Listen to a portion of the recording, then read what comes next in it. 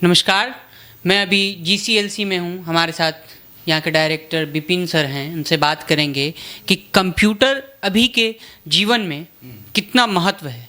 सबसे पहला सवाल, क्योंकि बहुत सारे लोग ये सोचते हैं कि अरे कंप्यूटर ही तो है, कभी ना कभी सीख लेंगे, कभी ना कभी सीख लेंगे अपने हिसाब से। मगर अभी छात्रों को किस तरह ज़रूरी? देखिए, आज के दौर में जितना काम आप देख लीजिएगा, जो भी काम हो रहा है सभी टेक्नोलॉजी के माध्यम से हो रहा है।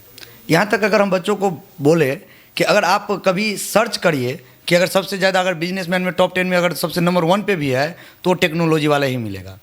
तो कंप्यूटर हम लोग को रोजनामता के जीवन, जो हम नॉर्मल जीवन अब जीते हैं, उसमें भी उतना ही अनिवार्य हो गया है कोई भी काम करने के लिए। किसी भी ऑफिस का काम हो गया, किसी भी पर्सनल काम हो गया, हर चीज़ में कंप्यूटर ज़रूरत हो गया है। और शिक्षा में कंप्यूटर का बहुत ही अहम भूमिका है। अब देख रहे हैं कि दिन प्रतिदिन जितना एग्ज़ाम था, एक समय था जो कि ऑफलाइन में होता था, अब हर एग्ज़ाम को ऑनलाइन करते जा रहा है। हर फील्ड में कंप्यूटर का डिमांड बढ़ाते जा रहा है। वो रेलवे सेक्टर में जाएगा, बैंकिंग सेक्टर में जाएगा, एयरपोर्ट में जाएगा, एजेंसी में जाएगा, किसी भी फील्ड में अगर वो जॉब करना चाहते हैं, समझिए एक चपरासी से लेकर के हायर लेवल की पोस्ट तक अगर जाना चाहता है पदाधिकारी का, तो उसमें भी उनको कंप्यूटर चलाना अनिवार्य है। जैसे कि यूँ कहें कि खाना हमारे जीवन के लिए अनिवार्य है। एक ये कह सकते हैं कि अगर आपको खाना न मिले तो आप मर जाइएगा। इसी तरह अभी के जीवन में आप ये कह सकते हैं कि अगर आप पढ़े लिखे हैं, कंप्यूटर अगर नहीं जानते हैं तो फिर आप अनपढ़ कहलाइएगा। जैसे कि एक पढ़े लिखे हुए इंसान होता है और एक अनपढ़ होता है। तो आज के समय में जितना आप पढ़े लिखे हुए हैं उतना ही अगर आपको ज़रूरत कंप्यूटर है। अगर आप कंप्यूटर नहीं सीखे हैं तो आप खुद को रियलाइज़ कीजिएगा, कभी आप महसूस कीजिए कि अगर हम कंप्यूटर नहीं जानते हैं, हम ग्रेजुएशन कर चुके हैं, हम इंटर कर चुके हैं और मार्केट में निकलेंगे तो हमारे लिए कौन सा काम मिलेगा। तो आप खुद को महसूस करके देखिए, आपको पता चल जाएगा कि आप कितना इसके बारे में जानकार हैं। चलिए सर, ये बताइए कि अभी 10th 12th का एग्ज़ाम, 12th का ख़त्म हो गया, 10th का चल रहा है, कुछ दिन बाद ख़त्म होगा। उसके बाद छात्र छात्राएं किस तरह तैयारी करें कंप्यूटर को लेकर के? तैयारी तो सब चीज़ की करें, कंप्यूटर को लेकर के किस तरह तैयारी करें, किस तरह कंप्यूटर की पढ़ाई करें, इसमें किस चीज़ में एडमिशन लें, ये बहुत सारी कन्फ्यूज़न रहती है। देखिए, सबसे पहली बात हम उन सभी छात्र छात्राओं को बताना चाहता हूँ जो इस बार इंटर का या मैट्रिक का एग्ज़ाम दे रहे हैं और जो दे चुके हैं, वो छात्र अपना समय व्यर्थ न करे। बहुत सारे स्टूडेंट होता है जो एग्ज़ाम देता है और एग्ज़ाम देने के बाद इधर उधर चल जाता है, तो वो बिना एग्ज़ाम में अपना समय गंवाए अपना टाइम से आकर के क्लास ज्वाइन करे और जो इसका समय है दुरुपयोग नहीं करके अपना समय को सही यूज करे। क्योंकि मैट्रिक का और इंटर का एग्ज़ाम देने के बाद बीच में हम लोग का रिजल्ट का भी गैप बचता है। साथ में जब तक एडमिशन लेता है तब तक आई थिंक बच्चे के पास 6 महीना 7 महीना या साल भर भी रहता है।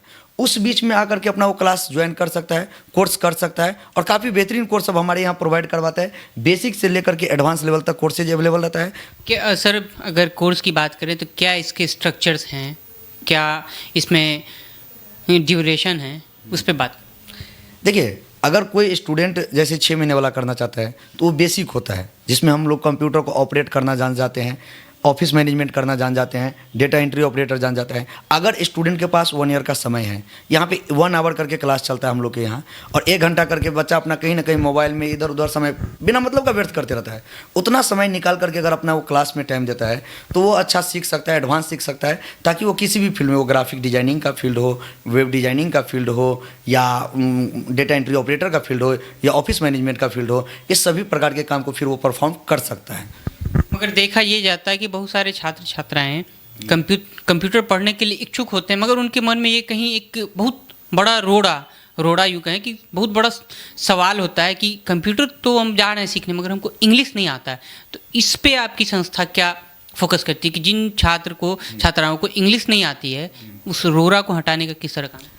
उस पर हम काफ़ी मेहनत करते हैं हम लोग, और जिस बच्चे का इंग्लिश वीक रहता है उस बच्चे को हम लोग पर्सनली गाइड करके उसको हर एक ऑप्शन को सही से समझा करके 1 बाय 1 करके, ज़्यादातर हम लिखाते वाले इंग्लिश में है, ऑप्शन भी कंप्यूटर जानते हैं कि जाहिर सी बात है सभी ऑप्शन इंग्लिश में रहता है, बट उसमें हम 1 बाय 1 करके सभी को समझाते बच्चे को। और हम ऐसा देखे हैं कि बहुत स्टूडेंट का इंग्लिश वीक रहता है। यहाँ तक कि एक महिला थी मेरे यहाँ सीखने आई हुई थी, उसका इंग्लिश एकदम 0 था, कुछ नहीं जानती थी। हम उसको बस इतना बोले कि आपको ए से जेड तक अच्छे से लिखने आता है ना, पढ़ लेते हैं ना, तो बोला हाँ।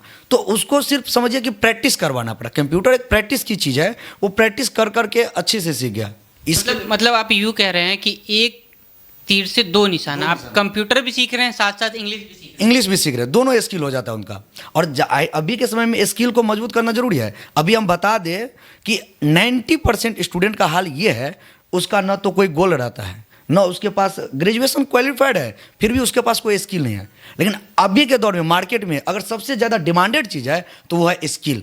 आपके अंदर कितना स्किल है, उस चीज़ को ध्यान देना पड़ता है। हैं। अंत में हमारे चैनल के माध्यम से क्या कहना चाहेंगे वैसे छात्र छात्राओं को जो कि अपना फॉर्म तक नहीं भर पाते हैं और कंप्यूटर कोर्स कंप्लीट कर लेते हैं, तो आप उस छात्र छात्राओं को क्या कहना चाहेंगे? देखिए, मैं अभी ये कह रहा हूँ कि जो बच्चा अगर कोई सीखने आता है, हम उसको उस लेवल तक ज़रूर ट्रेंड कर देते हैं कि कम से कम वो अपना पर्सनल काम के साथ साथ घर का भी बहुत सारे भाई बहन दुनियादारी का काम रहता है, साथ में कहीं अगर कल भी नहीं उसको जॉब भी करना पड़ जाए तो वो भी कर सकता है। क्योंकि मेरे संस्था में एक सिखाने के साथ साथ हम प्रोजेक्ट वर्क भी करवाते हैं, और उसके अलावा भी उसके पास कमजोरी रहता है तो हमारे यहाँ इंटर्नशिप और वर्कशॉप का भी व्यवस्था है, और वो भी हम करवाते हैं बच्चों को। चलिए सर, एक और सवाल, जैसा कि आपने कहा इंटर्नशिप, तो इंटर्नशिप और प्लेसमेंट में क्या आपका संस्था किस तरह काम करती है, और दूसरे संस्था के मुताबिक आपकी संस्था क्यों अलग है? देखिए, सबसे पहली बात है कि मेरी संस्था का एक सबसे पहला रूल्स ये है कि अगर आप यहाँ आते हैं तो एक चीज़ का हम पूर्ण रूप से गारंटी बच्चे को देंगे कि यहाँ से हम सिखा के ही भेजेंगे। उसके लिए शर्त बस एक ये है कि बच्चा आपका रेगुलर अटेंड करना चाहिए।